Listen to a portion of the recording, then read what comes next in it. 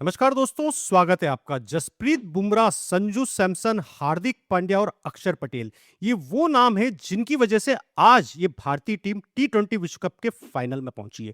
अर्शदीप सिंह, तिलक वर्मा, शिवम दुबे ने भी शानदार तरीके से कंट्रीब्यूट किया। जब जहां जरूरत थी अपना रोल बखूबी निभाया। आज टीम इंडिया ने दिखा दिया कि टीम स्पोर्ट्स क्यों कहा जाता है क्रिकेट को। लेकिन इस पूरी जीत की बात अधूरी है अगर जसप्रीत बुमराह की बात नहीं की जाए। ऐसा विकेट जहां कुल 499 रन बने हो, वहां 8 की इकोनॉमी से रन देना, 4 ओवर में महज 33 रन देना, वो भी एक ऐसी सिचुएशन में जब एक 22 साल के लड़के जेकब बेथल ने पूरे भारत की सांसें रोक दी थी, पूरे भारत की धड़कनें बढ़ा दी थी। एक समय लग रहा था कि ये मैच भारत के हाथों से निकल जाएगा। 15 ओवर के बाद पूरा भारत सिर्फ एक आदमी को उम्मीद भरी निगाहों से देख रहा था, वो है जसप्रीत बुमराह। उस समय लग रहा था कि भारत को अगर कोई ये मुकाबला जिता सकता है ना, तो वो सिर्फ और सिर्फ जसप्रीत बुमराह है। और जसप्रीत बुमराह ने आज ये साबित कर दिया कि वो एक लीजेंड है, एक प्योर जीनियस है।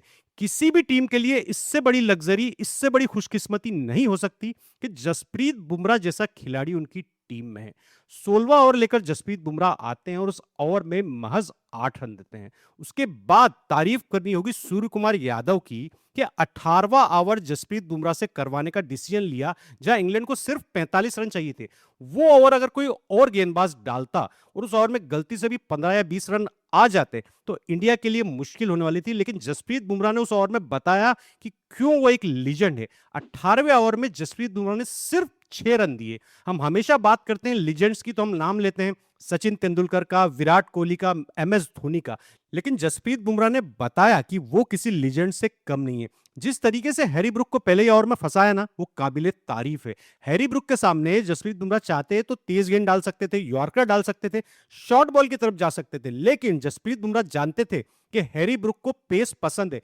पहले ही बॉल हैरी ब्रुक को स्लोअर डिलीवरी डाली और हैरी ब्रुक फंस गया। तारीफ करनी है कि यहां पर अक्षर पटेल की क्या कमाल का कैच पकड़ा है। इस तरीके के कैच आसान नहीं होते हैं। पीछे भागते हुए जब कैच ऊंचाई पर हो, आप बाउंड्री की तरफ भाग रहे हो ना, ये कैच लेना बिल्कुल भी आसान नहीं होता। लेकिन अक्षर पटेल ने कमाल कर दिया। अक्षर पटेल की फील्डिंग पे मैं आऊंगा, आगे बात करूंगा, लेकिन पहले जसप्रीत बुमराह पर ही फोकस रखते हैं। भाई कौन सी डिलीवरी इस बंदे के पास नहीं है। चाहे स्लोअर बॉल हो, चाहे शॉर्ट पिच बॉल हो, चाहे बाउंसर हो, चाहे इन स्विंग हो, चाहे आउट स्विंग हो, कमाल की गेंदबाजी। मतलब किसी भी कप्तान के लिए इससे बड़ी खुशी की बात नहीं हो सकती कि जसप्रीत बुमराह जैसा गेंदबाज उसकी टीम में है। ईशान किशन ने आज मैच के बाद जसप्रीत बुमराह को सैल्यूट किया।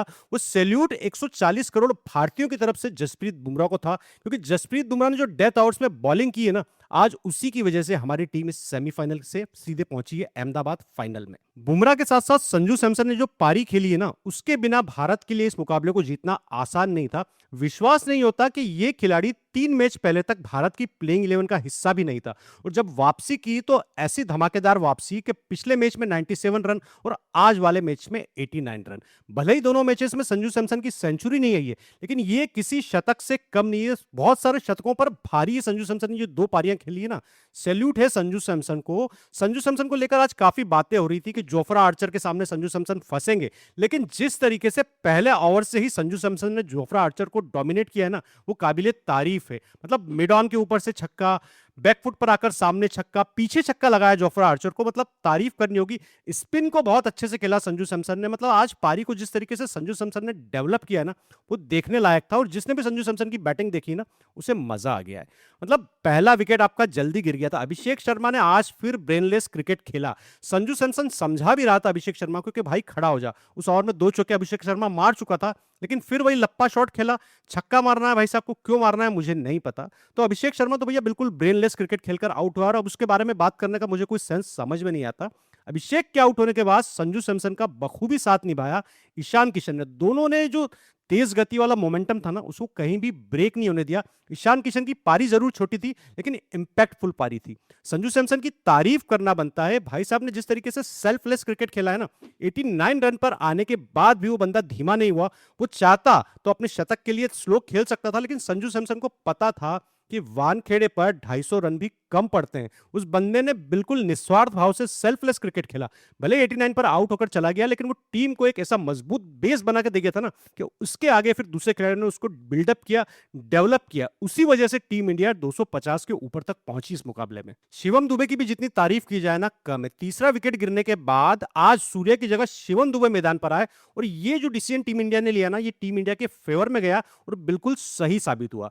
एक्चुअली इस डिसीजन के पीछे रीजन ये था कि आदिल रशीद गेंदबाजी पर थे और जो उनका स्पिन का थ्रेट था उसको न्यूट्रलाइज करना था, और इस काम को शिवम दुबे ने बखूबी अंजाम दिया है।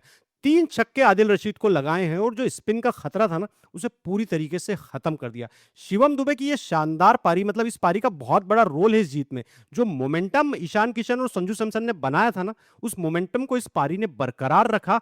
इसके बाद फिर पीछे आकर हार्दिक पांड्या, तिलक वर्मा ने शानदार केमियो खेले।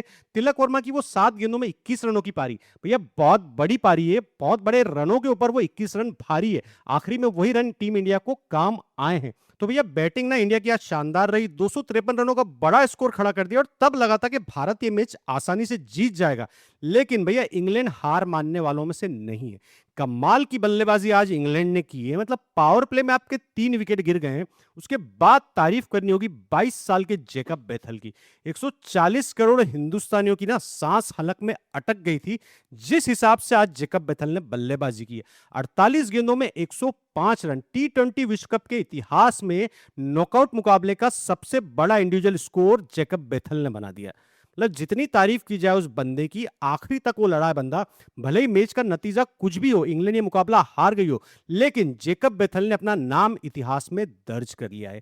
भारत और इंग्लैंड की गेंदबाजी में आज सबसे बड़ा जो फर्क था ना, जिसने डिफरेंस पैदा किया, जिस वजह से भारत जीता है, वो ये कि इंग्लैंड के गेंदबाजों ने जब जोफ्रा आर्चर और जेमी ऑर्टन ने गेंदबाजी की है ना, तो हिट द डेक बॉलिंग कर रहे थे, हार्ड हिट जो लेंथ होती है वो हिट कर रहे थे। भाई आपने देखा होगा शुरुआती ओवर में, आज हम लोग बात कर रहे हैं आखिरी के 4 ओवर की, जब भारत ने डेथ ओवर में अच्छी बॉलिंग करी, लेकिन कहीं ना कहीं हम भूल रहे हैं जो शुरुआत के 4 ओवर भारत ने पावर प्ले में डाले हैं ना, हार्दिक पांड्या और अर्शदीप सिंह ने उन 4 ओवर में कमाल किया है। उन 4 ओवर में भारत ने महज 38 रन दिए इंग्लैंड को, और शुरुआत से जो मोमेंटम, जो तेज शुरुआत इंग्लैंड को चाहिए थी, वो हमने इंग्लैंड को नहीं करने दी। हार्दिक पांड्या ने शुरुआती 4 ओवर में से 2 ओवर डाले नई गेंद से और सिर्फ 14 रन देकर फिल साल्ट का विकेट लिया है। हार्दिक पांड्या की गेंदें लहरा रही थी, अर्शदीप सिंह की गेंद लहरा रही थी। ये एक सबसे बड़ा डिफरेंस था इंग्लैंड की तेज गेंदबाजी में और हमारी तेज गेंदबाजी में।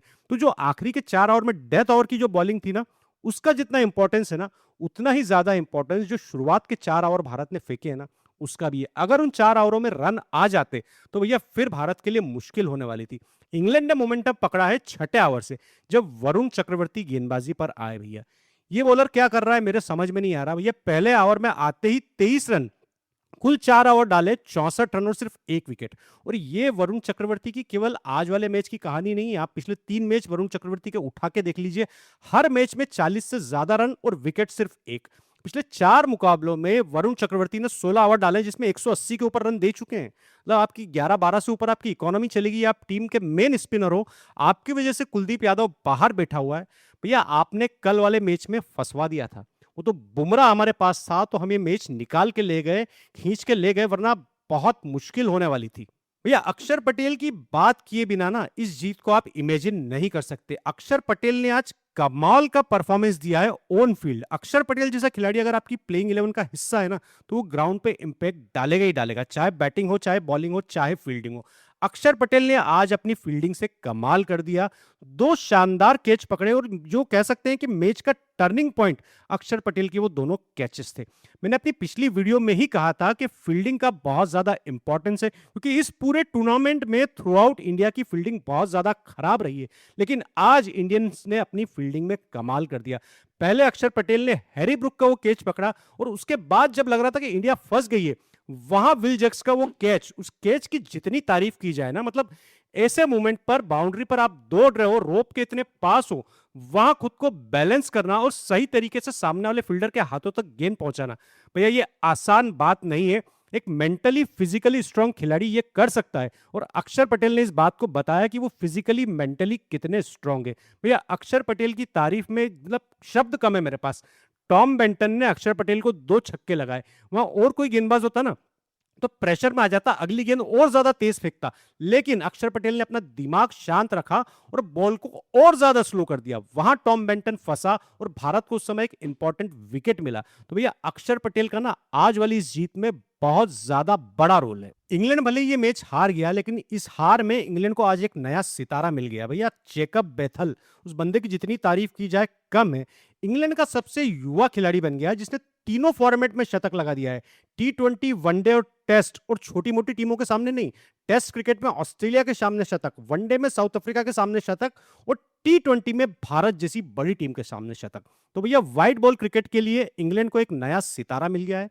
भले ही इंग्लैंड ये मुकाबला हार गई है, लेकिन जेकब बेथल की ये पारी हमेशा याद रखी जाएगी। जेकब बेथल के खेल ने ये बताया कि टैलेंट और जुनून जब मिल जाते हैं ना, तब क्या होता है। मतलब जितनी तारीफ की जाए ना जेकब बेथल की, उतनी कम है।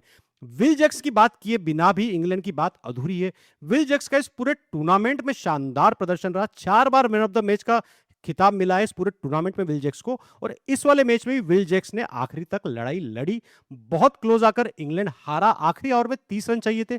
शिवम दुबे ने जो शुरुआत की पहली गेंद थी ना, बहुत अच्छी यॉर्कर एग्जीक्यूट की, और उसके बाद हार्दिक पांड्या का वो थ्रो, संजू सैमसन का वो कलेक्शन, और जेकब बेथल क्रीज तक नहीं पहुंच पाए। एक महान पारी, एक बड़ी पारी जेकब बेथल की जो थी उसका एंड हुआ, और इस तरीके से भारत ने ये इंपॉर्टेंट मुकाबला जीता। और अब हम जाएंगे अहमदाबाद फाइनल में, जहां हमारे सामने होगी न्यूजीलैंड की चुनौती। न्यूजीलैंड को किसी भी तरीके से हल्के में नहीं लिया जा सकता। साउथ अफ्रीका जैसी बड़ी टीम को हरा कर आई है। ओपनर्स इस समय शानदार फॉर्म में है, बॉलर्स इस समय शानदार फॉर्म में है। तो भैया न्यूजीलैंड को बिल्कुल भी हल्के में नहीं लेना है। लेकिन कुछ चीजें भारत के लिए इस समय जो है चुनौती पैदा कर रही है। उसमें सबसे पहले अभिषेक शर्मा का फॉर्म। अब मुझे नहीं समझ में आ रहा कि इतने क्रूशल मौके पे अभिषेक शर्मा को ड्रॉप किया जाएगा या फिर से कंटिन्यू किया जाएगा। वरुण चक्रवर्ती का बेहद खराब फॉर्म। मतलब मुझे लगता है कि वरुण चक्रवर्ती को तो अब बैठा देना चाहिए। कुलदीप यादव सीनियर बॉलर है, एक्सपीरियंस बॉलर है, कुलदीप यादव को मौका देना चाहिए।